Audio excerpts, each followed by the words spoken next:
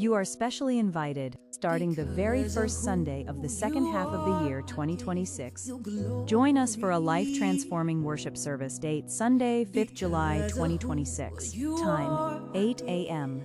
Venue Church Auditorium. Theme: If Jesus took away sin, why are people still struggling with it? One of the greatest things Jesus accomplished on the cross was taking away the sin of the world. That is why we preach Christ and His finished work, not sin.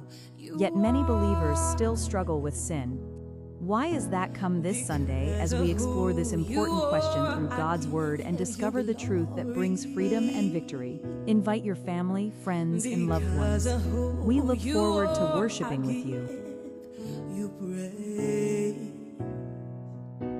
Because of who you are, I will lift my voice and sing, Lord, I worship you because of who you are.